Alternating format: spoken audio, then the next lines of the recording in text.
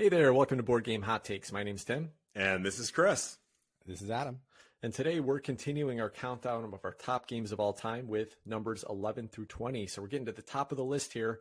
We started the series on the podcast and on YouTube with our top 40. So 2 weeks ago we did numbers 31 through 40. Last week we did 21 through 30. And if you're a Patreon supporter, you can find a bonus Patreon episode of numbers 41 through 50. So those are all out there for you to experience. In our first, the 31 through 40 list, we did go through our explanation of how we picked our games, why we picked certain games and things like that. So if you're interested in some of that and you didn't get to listen to that yet, go check that one out. Otherwise, we're just going to jump right into our list today, and we're going to start with number 20. Yeah, it's been a few exciting weeks here. I mean, we're talking about some big surprises, some games that took precipitous drops, and we've had some games that were brand new games that made it into the top, 50, 40, 30. I mean, this has been some really interesting stuff happening. So now we're in the top 20, which means we are truly getting to the cream of the crop, the creme de la creme of the board games, the ones that are really on the short list of hot, interesting games that are exciting in our minds right now. So number 20 is a game that won't be a surprise. This is a game that I've loved ever since our first play of it when we reviewed it.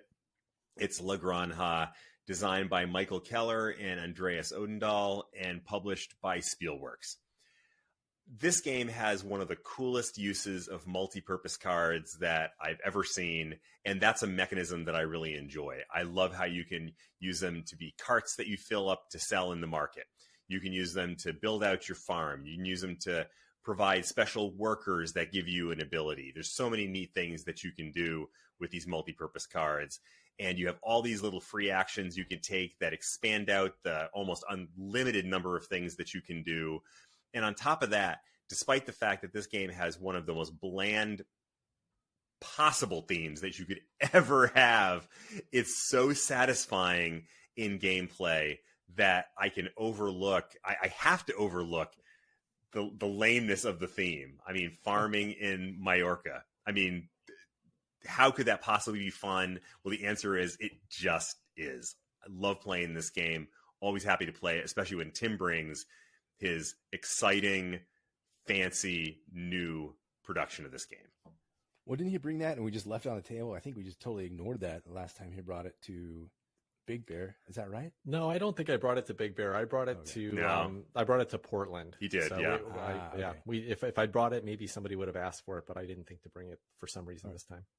What was a fun pick, Chris? I think the theme, even though you're dogging on it, I think it's pretty fun. Feisty little market owners. I think that's fun. Always trying to kick each other out for the best positions in the best real estate in the little market area.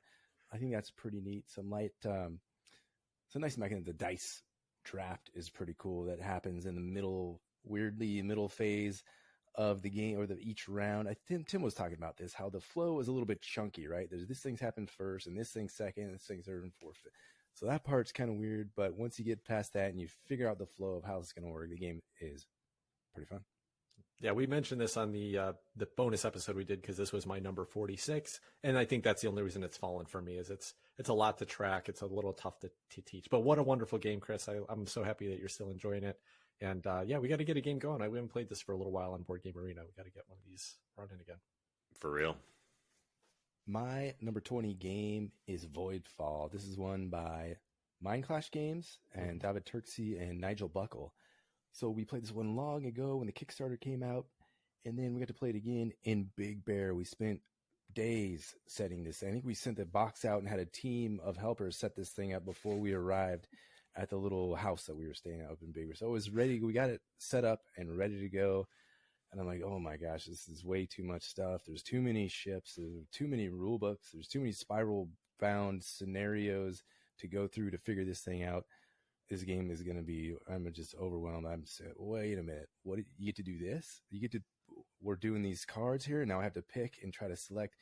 And wait, the puzzle is going here. And my brain, it just starts going in these different directions, trying to figure this out and starts getting incredibly excited, trying to figure out the flow of which way to play these cards. And am I going to spend my little trade token, whatever it is, to take the third action? Am I going to do that little temptation card? Oh, no, I'm not going to do that. I'm going to stay away from that thing. I'm going to let Chris do that. That thing's too risky for me. How are you going to manage your yellow blobs, your orange blobs of void poop all over your player board and all over your map? Trying to clean up your territories, trying to get the most points, trying to get these agendas that are going to give you points, accidentally taking 2 of the same type, even though Tim told you not to do that, and ruin the whole game. A lot of things going on in Voidfall, a lot of rules, a lot of complexity, a lot of setup, a lot of stuff. But it's number 20 because it's just that good of a game, Voidfall. Yeah, I'm already regretting that it was all the way down at like 39 for me, and I think that was too low. I want to play this too much to have it down that low. There's a lot of great games that it's competing with, but fantastic game. My favorite part about it is that Adam has my copy at his house now, so the next time we decide to play it, he's going to set it up in advance before I come over, which is perfect. So that's the best way to experience Voidfall. Yeah, this is a great game. I can't believe that you had it as low as you did too, Tim. I mean, you were the one talking this game up for the longest, and I'm like, and it turns out you were right, and yet you've still dropped it on your list. So it may still pop up on my list somewhere. But yes, it is definitely, the production is amazing, especially if you get the upgraded Void Poop. That definitely makes a huge difference. Indeed. Let's not start calling it that now, please. We might have to. We might have to. All right, my number 20 is a much smaller game, and a game I've talked about a lot, so I won't spend too much time on it. Sea Salt and Paper. This is a small little card game, a small little set collection game. Why do I love this game so much? I can't explain it, but every time I play it, it's another game I just played on Father's Day with my family. I play this all the time and still love going back to it, and most days, if my wife's like, "You want to play a game?" my first choice is, how about Sea Salt and Paper? And I think even she's getting tired of me pulling it out again all the time. I finally just picked up there's a little mini expansion. It comes in a little booster pack called Extra Salt. And it just adds like 4 or 5 other types of cards, just a few of each of them. So it doesn't dilute the deck too much, but they all interact with some of the cards that are in the deck already. So it was fun to play that one and get a little bit more variety in this game that I played so much, but it really doesn't need it. This is just a fun little game where you're making quick decisions. You are paying attention to what other people are grabbing because you get to see what they pull off the discard piles because you don't want to help their sets. So you're definitely interacting, and it's a wildly different experience between 2 players and 4 players, but it's fun at all 2, 3, 4 player count. So really fun game for me. Sea Salt and Paper, number 20. A very pleasant game with some truly adorable artwork on it. The origami art in this thing with the sea critters and the swimmers and the sharks and all that.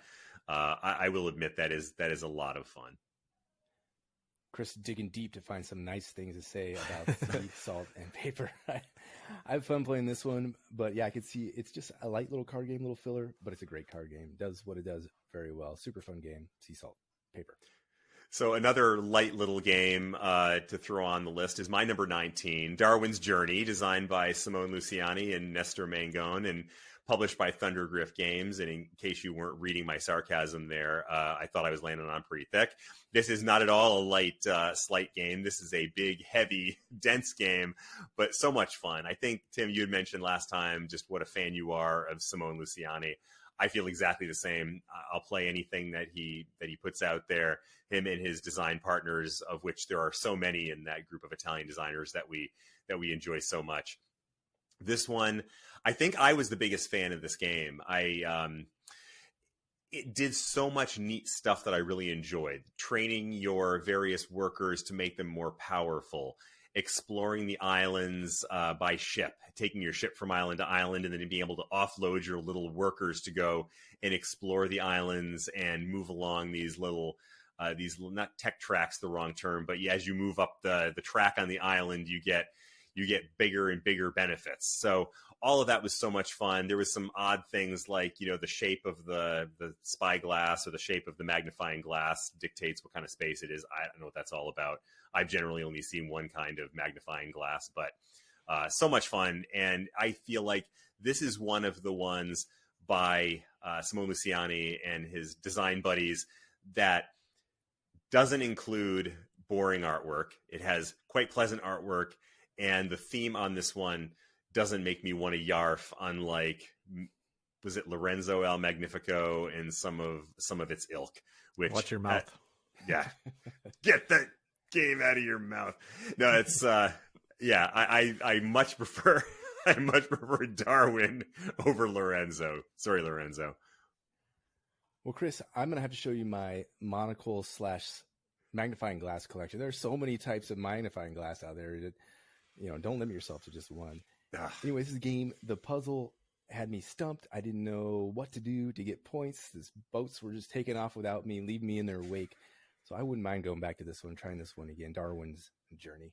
Yeah, I was right there with you, Chris. I loved this game. And in fact, the only reason why I wanted to put it in my ranking here, because I'm sure it would have ranked very high if I picked like you guys did, which is just games that I want to go back to. This would be very high on my list. I can't wait to play it again.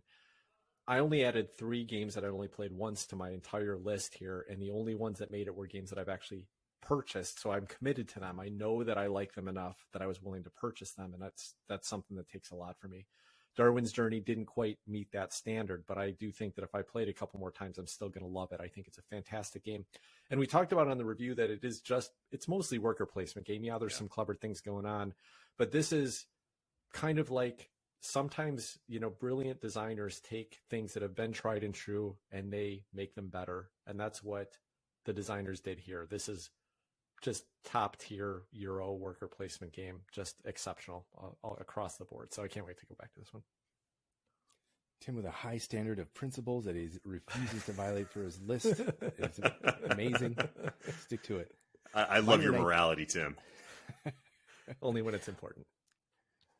My number 19 game is PAX Pamir 2nd edition, designed by Cole Worley and produced by Whirligig Games. I've talked about this one a bunch. I think it's been as high as maybe my number 1 in the past, but it's at least been in my top 5 before. I absolutely love this game. I have a connection to the region because I was in the Air Force flying over Afghanistan for 12 hours, around 7 hours at a time. And so I got to look down and see these different regions that are on the map, and I can kind of feel the history coming through and relate it to my own experiences. So that's a nice attachment there. Aside from the amazing gameplay, the 2 market rows, the beautiful production, the roads or the armies, these chunky, tri-colored little rectangular pieces of clay or whatever they are that represent Russia or the UK or the Afghanis themselves. You're trying to manipulate the board to get the most infrastructure. You're changing factions so you can seize the opportunity at the right time and get those precious points to try to get the lead in this just tricky area control market tableau building fantastic game. PAX Pamir 2nd edition, my number 19 game of all time ever. I think this is a really interesting game, and the thing about it that doesn't work for me is not a problem with the game. It's just that some of these games where you can kind of switch factions and you're working together with factions for certain things. There's something about that like shared like infrastructure that's happening that it's just hard for me to process on whether I'm actually doing something that's useful or not. And so they always feel like less fun to me for that reason. But otherwise, I think this is it is a really interesting game for sure.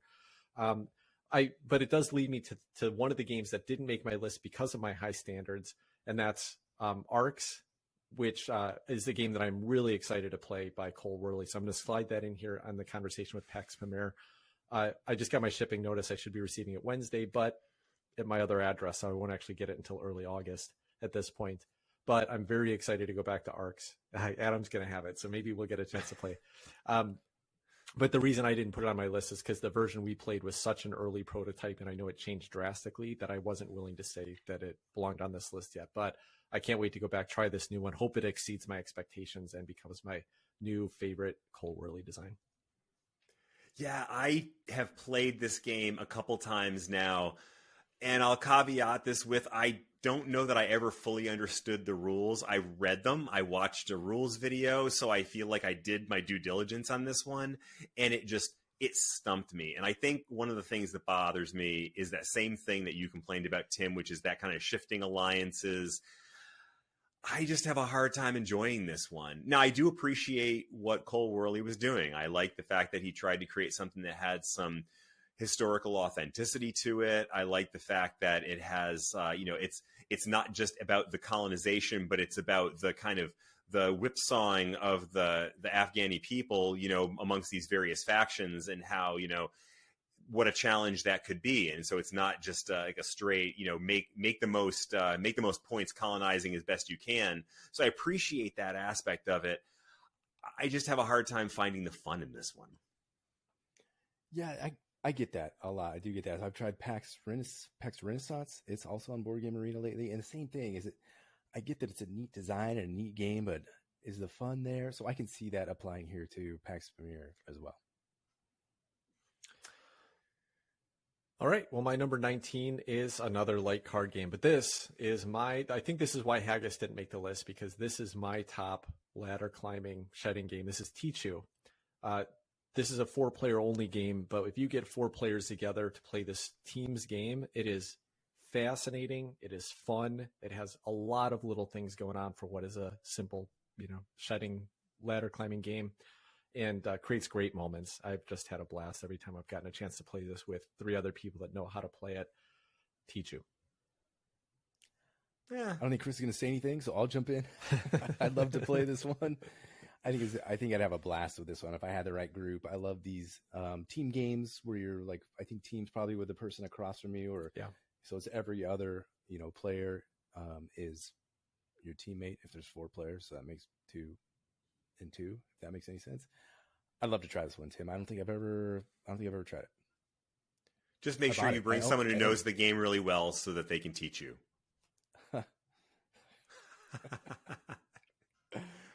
Oh, that deserved a bigger laugh than it got. But anyway. Did it? Yeah. Number 18 for me is a game that historically has been higher on my list, and it's still high on the list, just not quite as high. And I think that is just from a high level of familiarity in so many plays. It's Blood Rage, designed by Eric Lang and published by Simon Games. I will maintain that this game is one of the finest of all area control games of all time. It has the coolest combat mechanism.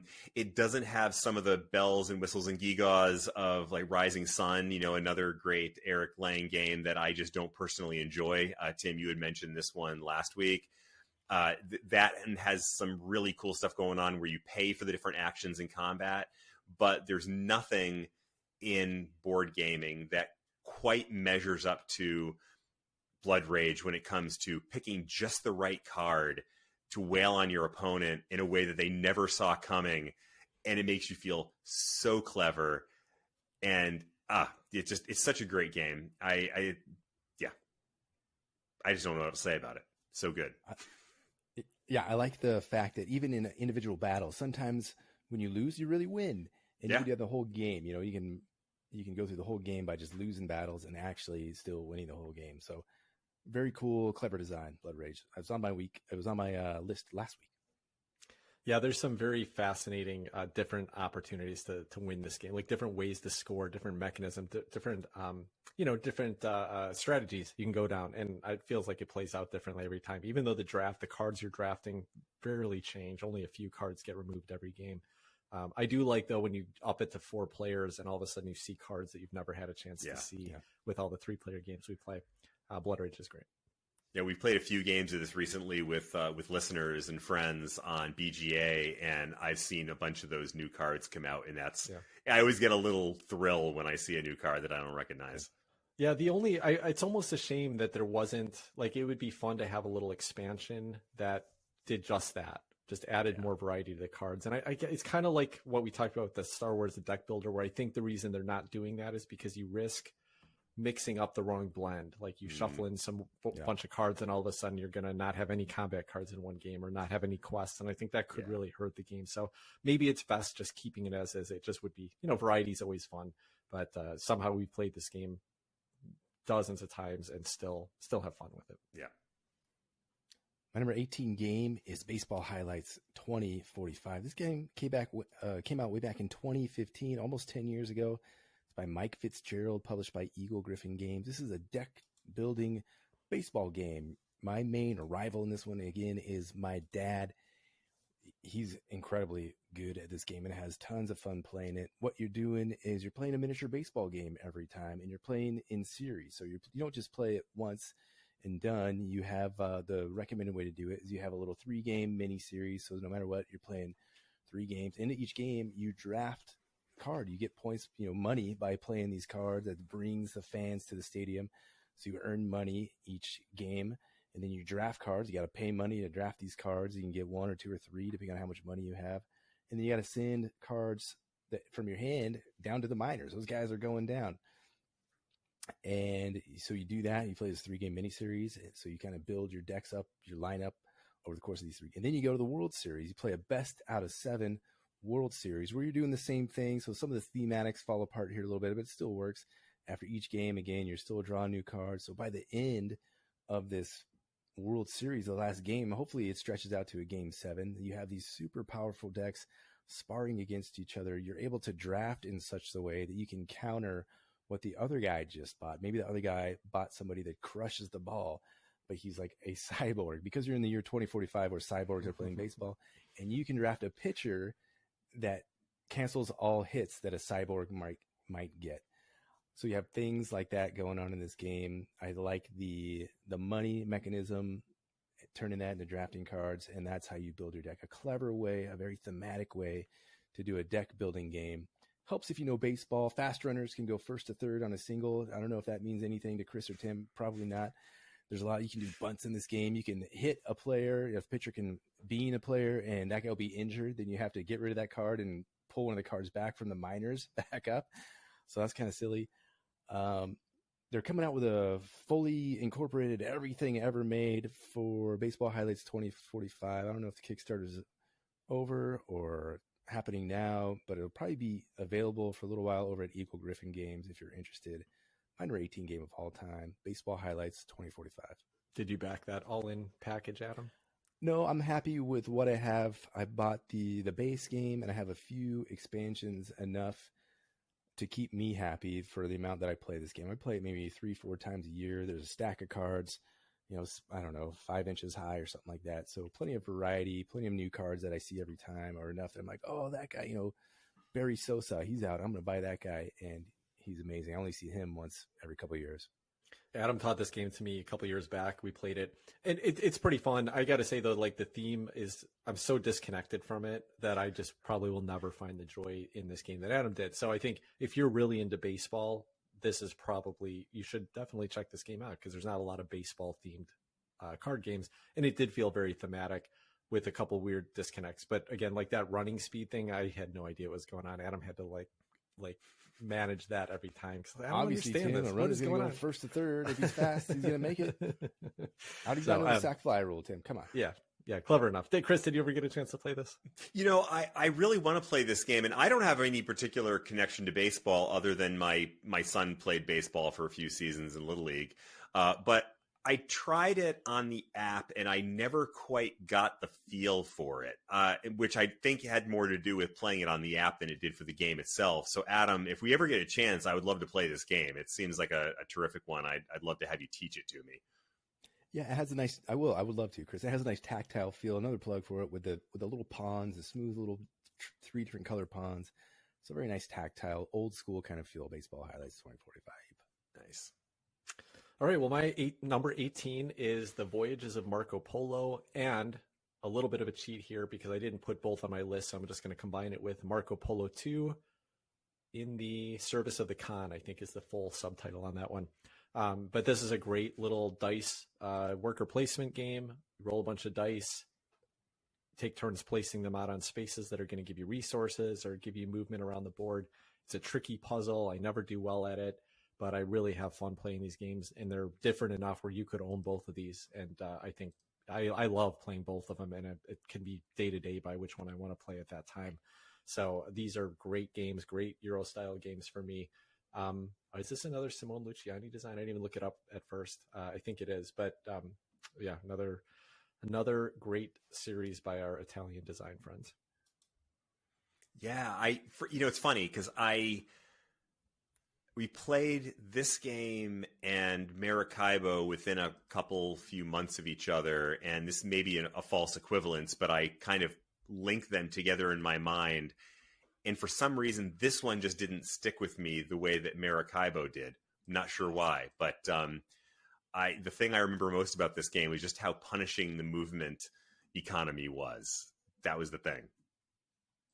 Yeah, that's what stands out to me too. It's tough to move anywhere. I think I was just locked over in, I don't know, Italy or something. I couldn't get over to the rest of the world, which is not what Marco Polo did. He went and explored everywhere. All right, number 17 is a game that probably deserves to be higher on my list because I am so excited about this game right now. If you just listed off the games that I'm most excited about, this might be close to the top. And it's because I backed it. This is a game. Okay, I'll just say it. It's Thunder Road Vendetta, designed by Dave Chalker, Brett Myers, Noah Cohen, Rob Davio, Justin Jacobson, Jim Kiefer, and Brian Neff, and published by Restoration Games. We played this one. We did the review of it. I think we all liked it quite a bit, some of us more than we expected we were going to. And then after that, I just needed to have this game. Thankfully, they were coming out with a big box version on Kickstarter that I got in and backed. And I wanted to play it again so quickly, so badly that I almost went and bought the standard version that you can go buy at your game store right now, just so I could play it and then sell that off when the big box version came. But I didn't do that because that would be absolutely crazy. So I figured I'll just wait for it. Anyway, a crazy dice chucking Mad Max, blow up everybody around you, run your cars into things, knock people into walls.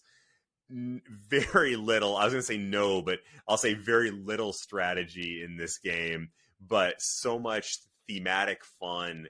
And, when you're chucking the dice, the things that happen mechanically feel so appropriate for what you're doing. Like if you roll the dice, you might skid out and slide into another car and then push that car over into a wall and then they blow up. And it was almost like a laugh out loud, seeing all the goofy things that were happening.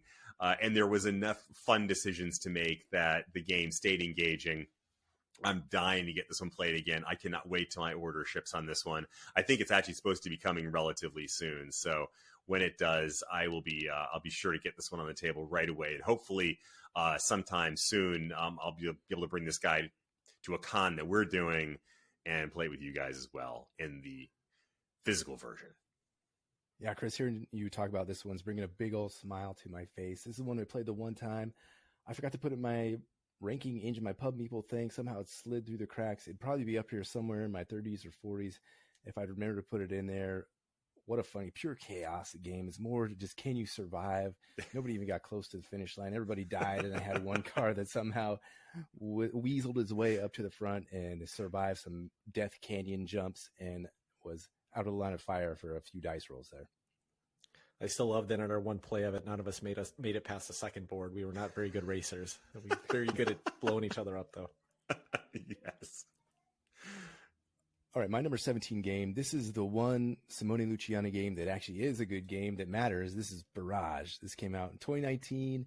Tommaso Battista was the sidekick on this one, so Simone Luciani also designed this one, published by Cranio Creations. We played this one on, Chris and I mostly played this one on Board Game Arena all the time. I have the physical production. I played it again with my dad here. He enjoyed this one too. It's not too complex to get a handle on the rules. It is hard to be good at this game, though. There's a lot going on. I am hovering in mediocrity on Board Game Arena. I get slaughtered routinely. I can kind of hang in there and make some energy and sort of, get around to the 90s or maybe hit 100 each time. But a lot of these guys are getting 160, 170 points every time and have 30 drops in their dam, and they're making 40 energy on one turn. Anyway, this game, if you don't know it, I alluded to it in my horrible description there. You are trying to control the flow of water through these dams and through these different gates and through these power generators. Those help you score contracts, would give you points or more resources, so you can build more dams or more gates or more conduits. You're connecting these routes, and each round the water drips down nice and thematically, and either just flows all the way down these little streams or gets locked up in the dam for you to control and have your way with during the course of that round. Very cool mechanics. I think the theme, the mechanisms match up pretty nicely here. A lot of fun things going on in this. Is it worker placement? Is it action point selection? It's worker placement. There's no worker doubt about placement that. game. Definitely not worker placement game. That's Barrage, my number 17 game of all time. It's funny, when we were talking one of our earlier episodes in the series, I was talking about how I had a number of games rated an 8, but as I was looking at them, I was like, they can never make my list, so I'm just going to take them out of my ranking anyway. And Barrage was one of those. So I went back and I went back and looked at my rankings on all my games a couple days ago, and I didn't have to change a whole lot, but I did bump Carnegie down to a 6, and I bumped Pax Pamir down to a 7, but I couldn't budge on Barrage. It deserves that 8. It is an extremely interesting and fun set of mechanisms. And the reason why I think that this just doesn't, like, I'll always play it because it is interesting. But the reason why I don't get excited about it is it's one of those rare cases where just being so bad at a game and never really having a chance to do anything interesting myself because I'm so bad at it makes it hard for me to get excited to play the game. But I think it's a great game. Welcome to my world for 50% of games that I play. How does it feel to be me? Yeah. I can see why you hate so many games, Adam. I will admit, as much as I like this game, it is one where you can get into a rut pretty quickly, and then it feels pretty hopeless. Yeah, and I think that rut can be caused by you can spend a ton of resources and time setting up a little piece of your engine, and then someone can just plop something right above you and knock you out of the game. It's all visible, so you're setting yourself up for that. You're putting yourself at risk, but it's very, it's harsh. It's harsh when the game lets you do that. Yep. All right. Well, moving from Barrage to my number 17, which is a game that actually is fun, and that's Clank Catacombs. Clank Catacombs is my favorite of the Clank series. I kind of used this in lieu of the entire series, so I didn't rank. I didn't rate all of the other Clanks against this. This is my favorite of it. You played it once, Chris. You just had one bad play. You would enjoy it on the next one, I promise. But there is an expansion coming out for this, which I can't wait because I just love this game. So Clank Catacombs remains a very fun game to me, and I'll go back and play it anytime. I'm goofing around with all the thumbs down. And even the bad play that I had wasn't like, oh man, this is what a horrible game. Clank is fun. Clank is a fun series. I just think of the bunch, this is my least favorite version of Clank. Yeah, Clank, I need to try the Acquisitions, the Legacy one. That one sounds kind of fun to me. And all these other Clank games, I get out there and I don't have enough shoes, or I get stuck in a spinny cave and I can't get back, and I just end up dying before anything. Just like Nemesis. I feel like the same thing happens in Nemesis. I can never get out or escape or whatever you're supposed to do, get to the hatch and get to freedom. I never make it. I always die, just like I can't feed my people. Spinny caves and short on shoes. Yep. Nothing goes right. All right. Speaking of spinny caves and not enough shoes, my number 16 is Obsession, designed by Dan Halligan and published by Kayenta Games. Now, that was a terrible transition. A lot of spinny caves and Obsession. I forgot about that. That's right. Yeah, no, this is... I love this game. It's essentially Downton Abbey, the board game. As much fun as you can have playing a Victorian family of Victorian nobles. So delightful. The cards are just an absolute hoot. If you read the little descriptions of the guests that you're playing, that you're trying to get to come to your parties, or sometimes they're Americans, so you don't really want to come to their parties, but you let them come because they give you lots of money. So much fun. This is a game that I have on constant rotation and BGA, and I love it absolutely to death. And it has a couple of good expansions that can really make it a little bit more interesting if you played it a bunch and it starts to feel a little samey, which it does have a tendency to do if you play it as often as I do. There's the upstairs, downstairs expansion, which gives you different types of workers that you can place, different types of servants who have little extra abilities. And then coming out soon, I'm not sure how long before it ships, but it hasn't shipped quite yet, is the characters expansion, which adds in more little figures that do wacky things, like the town drunk and the priest. And, there's all these little other characters that are going to add some, I think, a little bit more humor to the game even. So great fun.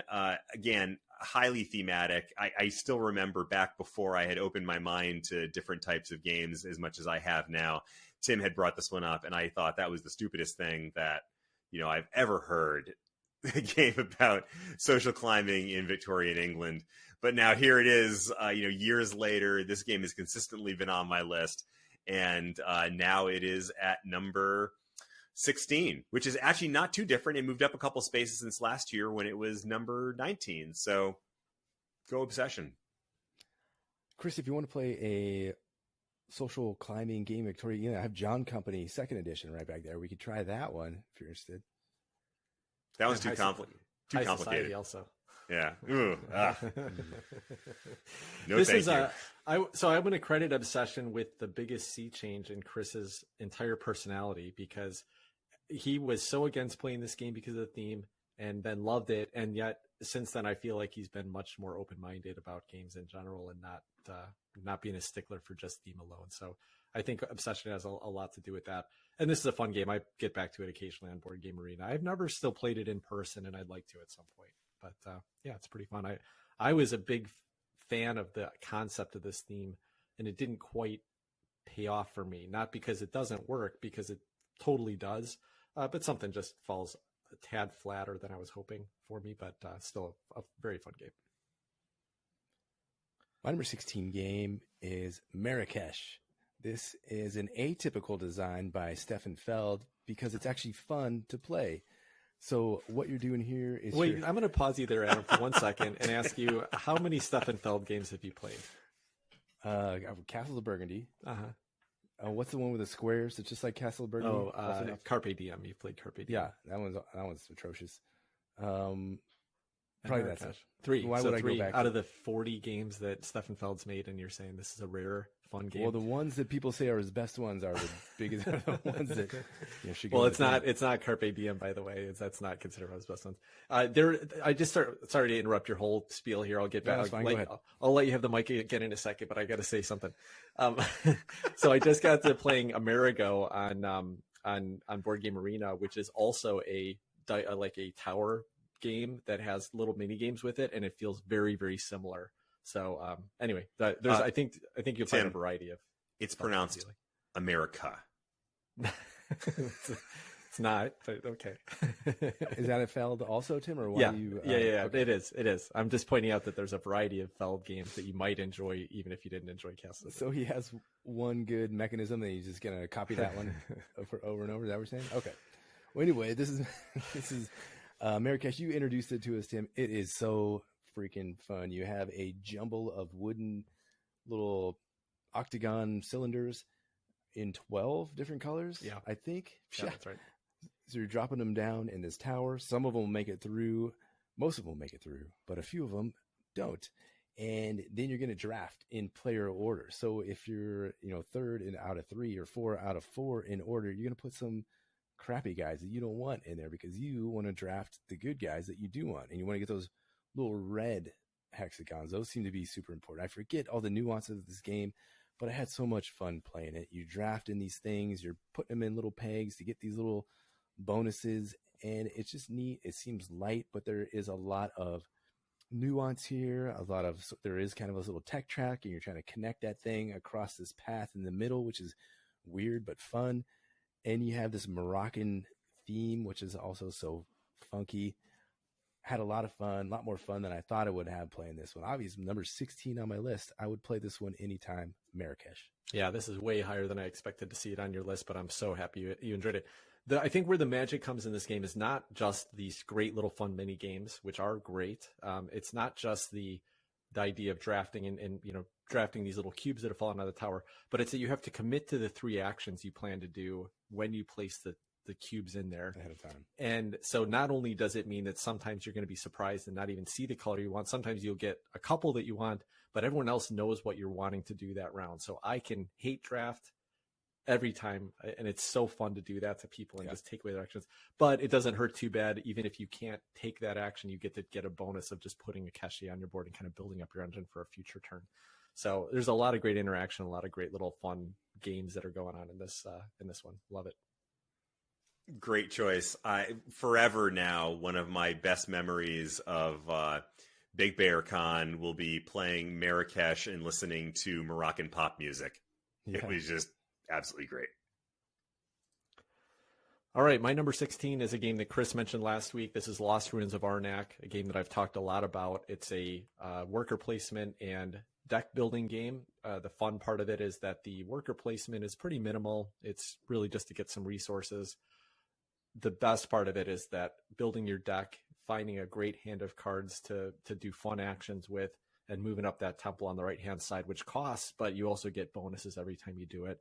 I love games like this that you can kind of chain little things together. Oh, I'll move a totem up on my little board and get the one little resource I need to take one more action this time. It all works together really well for me in a great package. Lost Ruins of Arnak is a game I'm always having fun going back to. Can't argue with that one. Yeah, not much to add here. We talked about it last week. It's a fun game. Never quite clicked for me. So my number 15 is one that I still feel like Adam should be struck by lightning for not having this one higher on his list. It's Azul by Michael Kiesling and published by Plan B Games. And what was it, Adam, on your list? What number was this? I had it 5 or something like that. 45, 46. Oh, where is this? Yeah, you guys, you all, if you're not a Patreon, 43. If you're not a Patreon supporter and you missed that bonus episode, that was one of the shocking and exciting moments from that episode. Was that popping up that high on Adam's list? Yeah. What number did you say it was, Adam? It was 43 for me. 43. Okay. Yeah. That's ridiculous. But I mean, so anyway, it's clearly more like number 15. I'm not going to get into this one a bunch because everybody who has ever played a board game knows about Azul. We've talked about it ad nauseum. It's so much fun. It's the game I bring with me whenever I travel. I even bought the travel version to make it even easier to travel with. Love Azul to death. It's probably one of the few pure abstract games that I am just completely addicted to. So Azul, number 15. I love this game. Great pick, Chris. Yeah, I don't know why it ended up at 43, probably artificially low for me, but a little bit. I play it all the time because it's there, because I have access to it.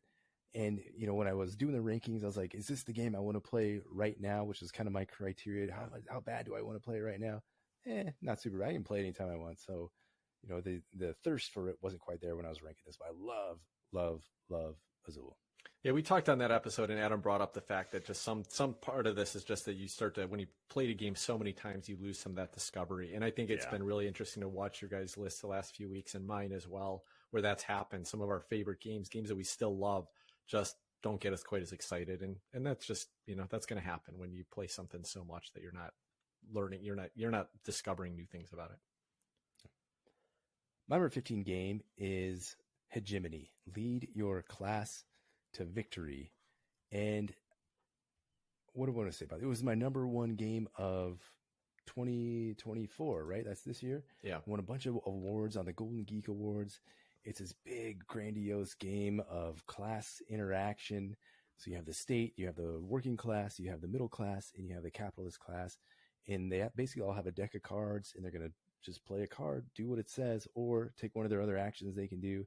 And that causes all these cascading effects and synergies with the other factions. You can also call for a vote, and the state wants to make everybody happy and get these different sections of, what are the different sections? So the type of government they want to run, whether it's more socialism or if it's more capitalism, they kind of want to influence that. And then there's different kind of health insurance they want, different kind of education benefits they want to add.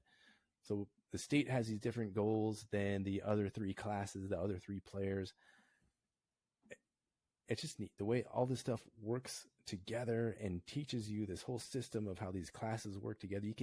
You feel empathy for these different sections of society that you might not otherwise get unless, it's because this board game exists that you feel that. And I think that is amazing.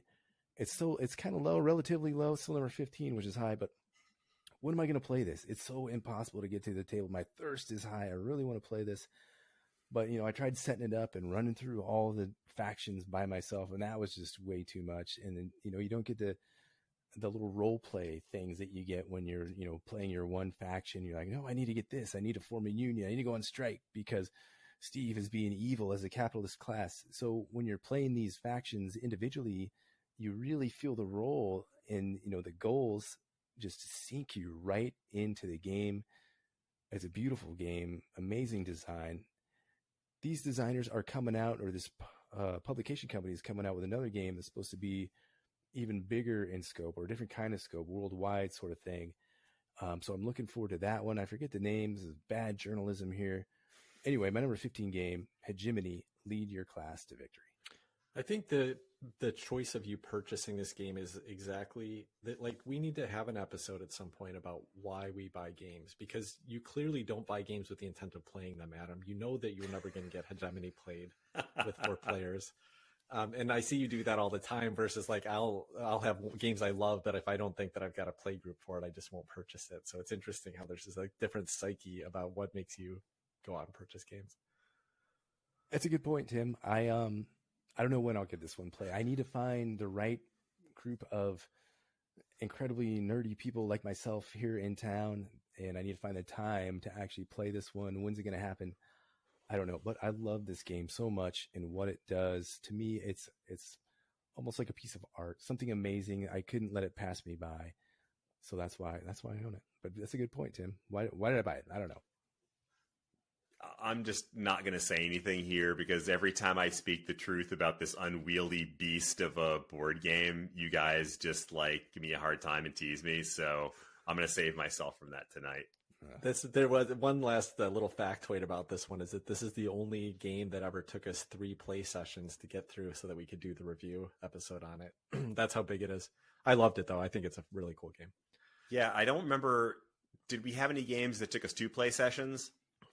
I can't think of any, Chris. We might have once or twice, just because somebody got got pulled away and we had to finish the next day. But it hasn't been often, and it hasn't been for the same reason as this one. Why are you going to bring that up, Chris? Pretty confident it's only this one. I'm pretty confident it's only this one, and it took 3 sessions. That tells you something. All right. Well, my number 15 was also for probably the same reasons as Chris. This is Ark Nova, and last year it was number 8 for me, so it's dropped just a little bit off my top 10. Clearly, I still love it if it's sitting here at number 15, but it's just a game that I play all the time. I have 2 or 3 running games on Board Game Arena with the same groups of people all the time, and I still love it. I do wish that I could be playing it more with the Marine Worlds expansion, because I think that does change it up enough to bring that variety. What I have to say about this game is that this was a first-time designer, his first design, and it's number 4 ranked on BoardGameGeek.com right now, and it's deserving of it. It's a fantastic, thematic, interesting game, but I won't give the designer too much credit, because he basically stole every mechanism from this game and plugged it in here. But it works. It works really well, so kudos anyway. I love Ark Nova, and if I didn't play it as often as I did, I'm sure it would be higher on my list. Great game. Is it great game? Is this designer? Does he have any plans for a new game? Is he still working on expansions? I don't have any idea. I haven't read any design diaries or heard anything else from the designer. But obviously, he is still working on this game, since he did work on that expansion. I would expect, because of how popular it is, that we'll see more expansions as well. And it's a pretty expandable game, just because you could add more cards into it. Yeah, I talked about this one in the last episode, and it's a game that I enjoy, but I do want to try it with the Marine Worlds expansion, just to try to see about, kind of switching it up a little bit and seeing how that feels. Yeah. All right. So number 14 for me is a game that was on my list last year. It dropped a few spaces, but not too many. It was just in the top 10. Now it's just out of the top 10. Number 14 is Teotihuacan, City of Gods, designed by Danielle Tascini and published by NSKN Games. I feel like this is my revenge on Adam for his, thing about hegemony. And now I'm going to bring up a game that, he compares to a spreadsheet. It seems we make a lot of spreadsheet comparisons when we want to insult each other's games. But I think this one is great fun. I was a little skeptical of it when we first played it. I felt like it was a little bit too overly busy and not quite dynamic enough. But it's grown on me over time. I've continued to like it more and more. I backed the big box version on crowdfunding. Can't remember if it was GameFound or Kickstarter or whatever it was. Backed it, looking forward to getting my copy of this one. I really enjoyed the play that we had in Sedona, which I think is the one that really cemented for Adam how much he didn't like playing this game. But there's just interesting dice movement. Your dice grow in power and strength as they move from action to action. And the thing that thrills me about this game, I think most of all, other than just the interesting action selection mechanism where you're moving around this rondel, is how you can set yourself up for these truly epic turns where you can make three things chain combo off each other, and you can do these super powerful actions, moving up temple tracks and just all this great stuff, building pieces of the temple, putting decorations on it, and it's so satisfying. And you couple that with a really good action selection mechanism and a complete lack of any resemblance to a spreadsheet, and this game is a real winner in my book. I don't know why we're always knocking each other, with spreadsheet. I know. I like spreadsheets. Who doesn't like spreadsheets? But this game is the game of 10 micro spreadsheets spread around a board, and you're just going in a circle with your dice that don't mean anything, and the spreadsheets don't mean anything. I don't know what you're doing here. You're climbing some tracks. It's just so boring. I don't know. I know Tim's been to Teotihuacan, so that's pretty neat. But I think also I'm incredibly bad at this one. That's probably why I don't like it. You know what I do like is the little pyramid thing where you're matching the tiles in these like clunky pyramids and you're going up. That part's cool. I enjoy that part about the game. The rest, you can just get rid of it. Let's just keep that pyramid part and we'll play with that thing. Now you're just being nasty. I like the game a lot. I think it's I've played it a lot and it's gotten a little stale for me, but I do like, there's an expansion which I've played and owned. I own, but I haven't played my copy of it. But the expansion actually switches things up where you've got some new different tiles and a wild resource and asymmetric player powers. And that brings it back up for me. So it didn't make my list this year just because I mostly just played base game and it is getting a little tired for me, but great game still. I think still I'd say this is the most value you'll get in a box. This is like about a $39.95 game. I've seen it everywhere for about that price, and it's a huge box, and it's just packed full of thick, chunky cardboard, wood, just tons and tons of variability and components in this game. It's great. My number 14 game is one that you guys have both talked about already, Wonderland's War. And this was all of our number one last year. Is that? It was on my top 10 last year. I think it was like 9 or 10 for me last year, but in all top 10s last year for sure. Yeah. This is by Tim Eisner, Ben Eisner, Ian Moss, art by Manny Trimbley, who's also designing a bunch of board games on his own lately. So yeah, you got the bag building, you got these chips, these beautiful poker chips that you're filling in your bag from doing this draft, and you're using those chips for some area control, and it's a blast. It's so fun. When we play, like Chris was talking about, we have these moments of we're standing up around the table, we're all nervous and trembly. Did you talk about already this episode, Chris, or was that last episode? Was that last week that you talked about it? That was last week. Yeah, we both talked about it last week. Yeah, so both of you guys talked about it last week. It's beautiful. The art is amazing. The mechanisms are fun and amazing, but it can fall flat with the wrong group is something that both Chris and Tim were talking about last week. I want to play this with our group. I want to get Steve in the mix on this. Surly Steve getting all angry and pissed, but making some clever moves over there and be like, ha, ha, ha, screw you guys. I just won the game. Wonderland's War, my number 14 game. Yeah, we both talked about it last week, so I won't say a whole lot more about it. Yeah. It's still a fun game. Happy to play it anytime. Yep, same here. Especially with Surly Steve. Number 14 for me is a game that Chris just recently talked about, and also one of the few on my list that I've only played once. This is Thunder Road Vendetta. I had such a fun time playing this game that I immediately went all in on well, I didn't go all in. I didn't get the expansion with the Kickstarter, but I did get the Maximum Chrome edition. I think all the little mini expansions, a couple of which we played with, are going to escalate this game and keep it fresh. So I thought it was worth at least getting that variety in there. But I can't wait to play this game some more. Again, we barely even played the game last time. We finished it, but we all just died before we barely got through the race. So I know that there's a lot of variety that's going to come out of the way this game plays because of both the way the players interact with each other, but also the randomness that happens. And I can't wait to explore it some more. I suspect that this is the only game I think on this list that I'll say this about. I think I'm overrating it in my mind. And I bet that it's light enough and kind of random enough that it will probably get a little less exciting for me, kind of like a Quacksa-Quedlinburg does.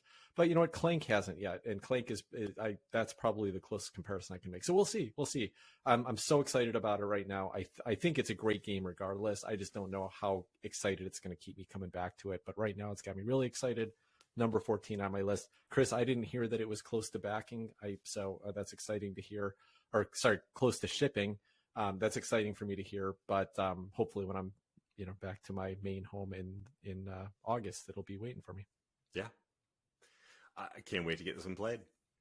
You know, this game almost has like a Mario Kart kind of feel to it, and the wackiness that can happen. Yes. With bumping guys off the road, forcing them into traps, doing these weird things. You're always crashing all the time, and then you're just going to respawn and try to mess up the next guy in front of you. So it's so fun. Mario Kart and RC Pro-Am. Did you guys ever play that old Nintendo? The original NES game. Yep. I love that game. Mario Kart was the best at reproducing it, and you're right. Thunder Road Vendetta is that game. It's like it just beats out some of these other racing games because you can actually shoot at the other players. Yeah, you should be able to shoot at other players in all these racing games. That's right. So my number 13 is another. We're doubling up now. Once we get to the top of these lists, I think we're going to start seeing more and more of these overlaps. Yeah. This one might be a little surprise to Tim. It's Marrakesh. Wow. And unlike Adam, I don't insist that Stefan Feld only has one good game. I think he has at least two good games. There may be more. But Marrakesh was so much fun. I loved all those little mini games. I loved that. I mean, to me, that was such a thrill. Figuring out where do I want to put these? Each one of these little sections, these little colored sections, is something else I get to do. It's some little game I get to play. I thought this was an absolute blast. Looking forward to playing it again. And the production was second to none. I love the colorfulness of this board. I love the way that it looked. I like the little individual player boards, the dual layer. Great game. Looking forward to playing it again.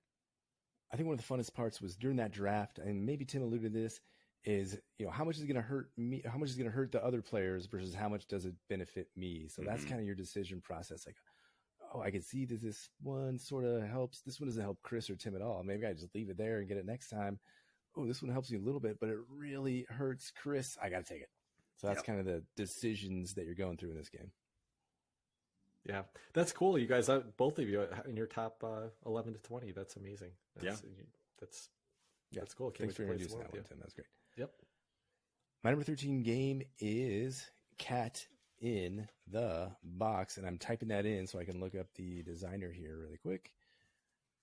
This is designed by Mineyuki Yokuchi and published by Hobby Japan. I believe it's published by somebody else here in the States. Board games with a big, board. And in the US, I think is the one I have. Anyway, this is my top trick-taking game. Yes, that's correct. And this one is related to Schrodinger's cat. It's not like a cute, gimmicky cat that you'll find on the internet. This is related to the physics concept of it doesn't exist until you measure it. So where that applies is when you put your card down, there's no suit. But when you're putting it down, that's when you're declaring the suit. And as you do that, you put a little cube, your color cube, or your color funky science object, whether it be an atom or a beaker or I don't know, there's all these other little scientific things. I can't remember what they are. Like a neutron. I don't know. Think of some physics words and make them up. And that's probably just what I'm going to do. Anyway, they're different player colors. You're putting them out on this sort of score sheet, this little suit tracker as you're going on. So say I play a yellow 7. Boom. I'm going to put my little thing in the yellow 7. And then if I make the number of tricks that I bet at the beginning of the round, I get a little bonus per adjacent player markers that I have out on that suit tracker out on the board. A thinky, very clever game. You're trying to make somebody paradox. In other words, make it so that they can't play in an illegal suit or a legal number. So you want to make them bust, essentially. And that's how the round ends each time. You count up your score. You play to a certain number. You play the number of rounds as there are players. And then the highest score at the end of the game wins. It's a quick, light, trick-taking game. But I think that sort of I don't know if it's really area control, just that spatial element, the thought process going into which suit you want to play and making those adjacent player markers and being able to sort of block other players at some point makes your discards a lot more important than in a lot of other trick-taking games. So Cat in the Box, number 13 for me, my favorite trick-taking game currently out there. Yeah, a trick-taking game where you just pick the suit every time you play the card just shouldn't work, and yet it really does here, and it's a really fun game.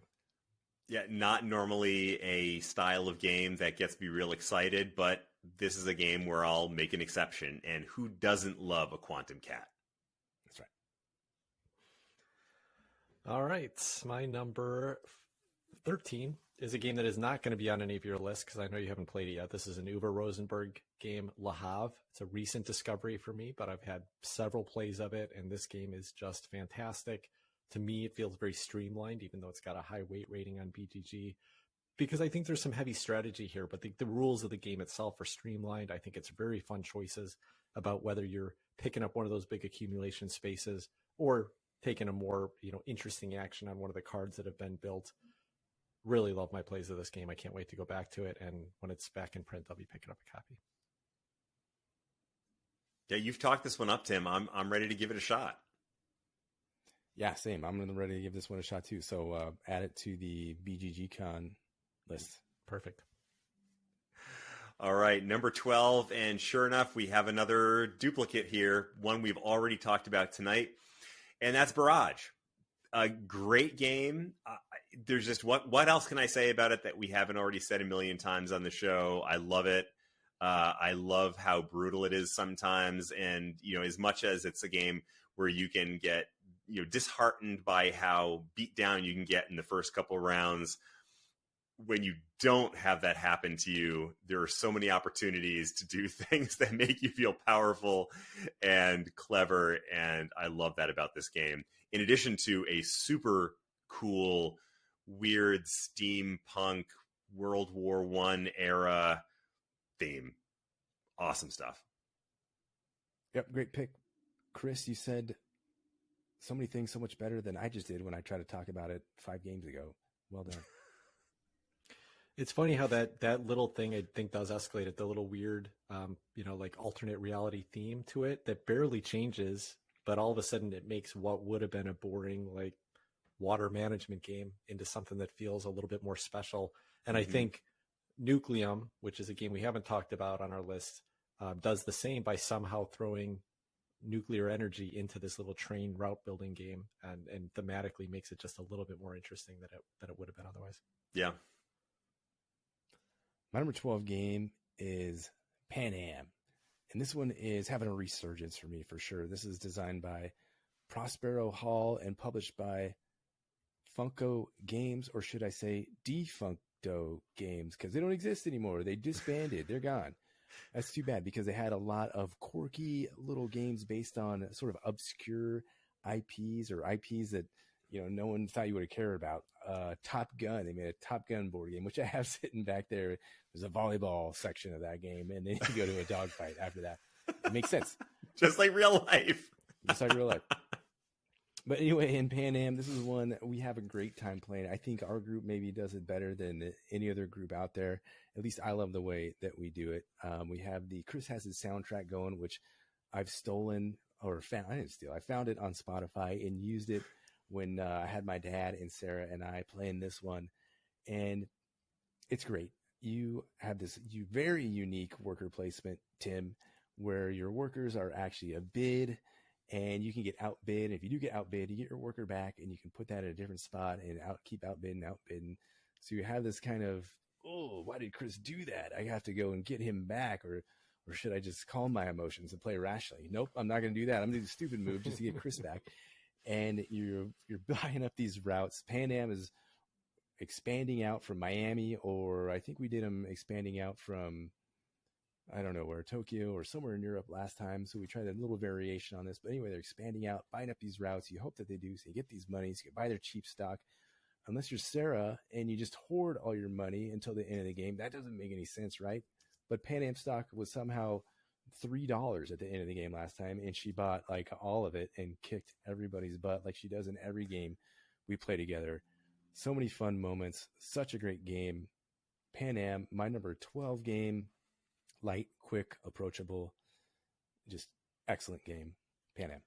At least you'll acknowledge that this is worker placement, Adam, even if you think it's an exceptionally unique form of worker placement. Don't make me separate you two. Kristen's call worker placement. Let's talk about it. I just want you to note. Hey, Chris, is Barrage worker placement? No, you have to ask me that right now. I'm not talking about that. So, Tim, what do you have to say about this? You already said what you have to say about it. You started to start a fight. I love this game. That's all I'll say about it for right now. We may hear more about it later. Well, if you listen back to all of our previous episodes in this series, you would have heard me talk about it already. Can't remember which one it was in, but it was in one of them. It was way down there, man. Way too low, Tim. All right. My number 12 is Blood Rage, a game that Adam talked about last week, Chris talked about this week. It has fallen for me as well. I think it was my number 3 or 4 last year for the same reason as we've talked about. I've played it a ton, and it's just not as special after you played the same game a ton. But I still love it. Obviously, it's in at number 12 for me. And one of my local friends, Mark, who we talked about, you guys have played a game with him online, or a couple of games now. He seems to be loving it. So I think I'll be getting my physical copy of this played a bit more. And I'm happy to hear that. So Blood Rage, great game. I wish my minis were painted, though. I'm tired of big gray blobs of plastic. I wish somebody would take care of that for me. Speed paints. I got to get into it more. I need to stop doing so many more productive things in my life and find time to paint my minis. It's time to get unproductive, Tim. Yeah, right. I think I had Blood Rage at my number 18, which we talked about a little earlier, although I have to caveat that with playing Blood Rage against your friend Mark is more like 150, because it's just not that fun when he wins by as much as he does. It's so sad and depressing. Thanks for nothing, better. Mark. Play better, Chris. Yeah. All right. Well, that gets us down to number 11. So let's wrap this up on a kind of a weird note. This is a game that I would not have pictured popping into my almost top 10, but here it is. It's Maracaibo by Alexander Pfister and published by Games Up. This is a game that suffers from flaws. I mean, this is a game that has some odd stuff going on. It's a little bit fiddly. It's a little bit, like the production is kind of odd. There's that player board we talked about that doesn't make any kind of doggone sense. It's just little things like spread all over this picture of a ship. It's a little bit overly complicated for what it is. But for some reason, I have gotten addicted to this game. I'm not sure what it is, but I've been playing this thing on BGA over and over and over and over again, and lost dramatically every time. So it's not like I'm really picking this up and, kind of turning it into a thing. I'm playing this game and getting my butt handed to me and still having a great time trying to pull together something that's like a winning game.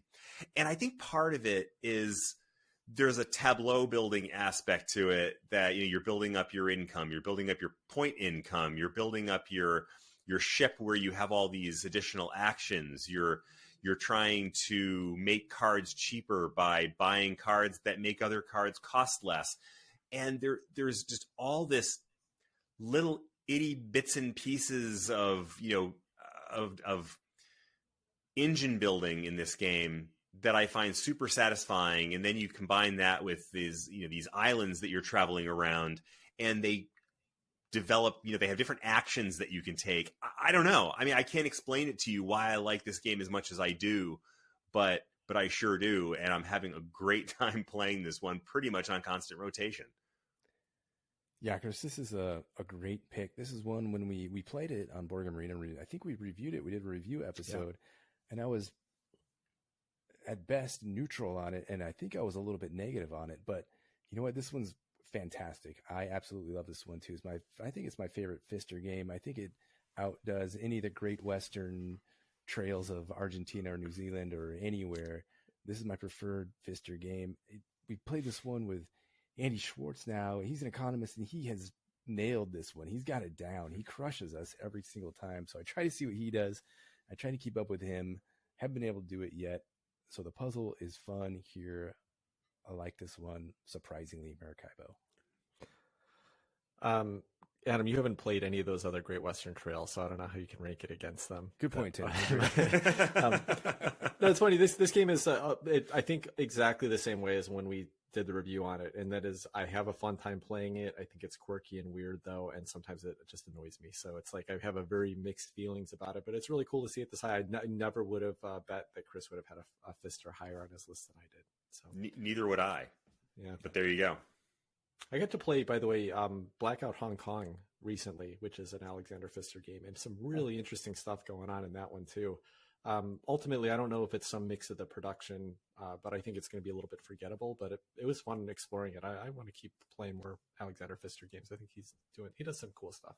I want to play Sky Mines. I think we should review that one in the near future. Yeah, it'll be fun. My number 11 game is Smartphone Inc. It was designed by Ivan Lashin, published by Cosmodrome Games. And this game is thematically weird, right? It's about producing smartphones. Chris already talked about this one earlier. Tim did not talk about this one earlier, but I think it's fantastic. You have the way the action selection is in this one. You have these two tablets. You're putting them together, these giant pixels, and then you have to cover up at least one, maybe it's two, but anyway, you cover them up. You produce a certain amount of smartphones. At the beginning of the round, you have this phase structure where now you're going to dedicate how many techs are you going to get, how many trucks are you going to get to expand your business out. And then finally, at the end of each round, you're going to smell your phones. So it smells delightful. Scratch and sniff Smartphone Inc. Yeah, that should be one of the things that they want, in certain countries. But no, depending on which region you're trying to sell to, they want different things. Are you going to be able to sell your phone to that region where your office is set up, where you have an office or a headquarters? So you're expanding your headquarters to have your offices to have more areas where you can sell more phones. All you're trying to do is get the most money at the end of this one. So it's super easy scoring, and this track is neat as you tally your way up through. It's just 5 rounds, and before you know it, you've got your engine built. You've got your company expanded all over the world. You have to be careful how high you set your price. Lowest price gets to sell first. And then you could get priced out in a lot of these markets. A lot of the tech tracks make this more interesting and make the high prices more beneficial with some of the techs. You have this little dangler tech where you can dangle these little expansions for your tablets to get you more and more actions. So just a lot of neat things going on in a very compact, efficient, smooth, elegant, I'm going to say elegant game here in Smartphone Inc. That's my number 11 game. Absolutely love this game. I always have fun playing it, but I cannot get excited about it. So this will not be on my list. It will never make my list because I just will never be excited to play this game. But I do have fun when I'm playing it. It's a good game. Yeah, I love this one too. I love the irony of how, so often you have electronic games, video games and whatnot that are trying to simulate things that are happening in the real world. And this game has you using pieces of cardboard to simulate using a smartphone. It's like, take that world. Nice. Funny. All right. My number 11 is a game we've both talked about. It's Terraforming Mars. It has fallen for me again. I think this has been on my top 10 the last few years, but obviously it's so close. It beat Ark Nova though, surprisingly to me, because I have been playing both of these on Board Game Arena, and I think I enjoy Ark Nova more on Board Game Arena, but I think I enjoy the full experience of playing Terraforming Mars with friends at a table, competing not only for the center board, which is an area of contention, but also racing for the milestones, competing for the awards. I love when somebody goes in, spends 20 coins on an award, then I've got a few cards in my hand, I can rush up and beat them for whatever that goal was and steal the 3 points from them. So I think there's so much fun interaction in this game, but also what I love in games is that engine building, that tableau building. And, with enough expansions, even if you don't play with the other modules, there's a lot of cards, so the variety shifts up. Playing with Prelude is always fun to have a little bit of a different kickstart between your corporation and the Prelude cards you've got in here. So this game continues to stay fun for me. I wish I could get it played more. I have, again, my local game group that I play the most with, one of the two played it once 6 years ago and didn't like it and isn't interested in trying again. That's such a shame because I think this would be a great fit to be playing on the table more frequently. Nothing on the last game of the night. We're just end on that fight. Yeah, I talked about it already. Yeah, this is a great game. It'll always be a great game. It'll always be one of my first big introductions to this hobby, and I think same for Adam. So it's like just talk about great memories of over the years, right? Yeah. And that's kind of neat. I don't know if I fully realized that it was kind of an intro game into the hobby for all three of us. Yeah. Maybe I had some inkling of that, but hearing you say that, Chris, that's pretty neat that we kind of all got big into the hobby as this game was one of the biggest of its time. So we share that, and that's probably why we like it so much. Yeah.